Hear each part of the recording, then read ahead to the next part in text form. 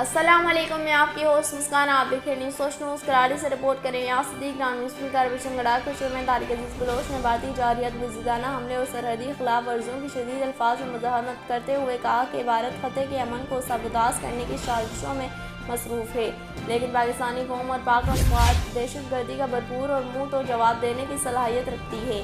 بھارت ایک طرف عالمی برادری کے سامنے امن کا لبادہ اوڑھتا ہے، جبکہ دوسری طرف دہشت گردی، ظلم جبر اور انسانی حقوق کی پامالی کا بازار گرم کیے ہوئے ہے۔ بھارت کی جانب سے پاکستان کے خلاف جھوٹا پروپیگنڈا اور بزدلانہ حملے بلا اشتعال فائرنگ کے واقعات دراصل اس کی ناکامی اور خوف کا مظہر ہے۔ ہم دشمن کو منہ توڑ جواب دینے پر پاک فوج سے اظہار یکجہتی کرتے ہیں۔ میونسپل کمشنر احمد یار نے کہا کہ ہم پاک فوج سے مکمل اظہار یکجہتی کرتے ہیں اور بھارت کے مکروہ عزائم کو ناکام بنانے میں پاکستانی قوم متحد ہے۔ عوام وطن کے دفاع کے لیے ہر اول دستے کا کردار ادا کرنے کو تیار ہے۔ انہوں نے بزدل دہشت گرد پر واضح کیا کہ پاکستان ایک ایٹمی قوت ہے اور اس کے صبر کو کمزوری نہ سمجھا جائے۔ ہماری امن پسندی کو بھارت ہرگز کمزوری نہ سمجھے۔ ہم ہر جارحیت کو دو ٹوک جواب دے رہے ہیں۔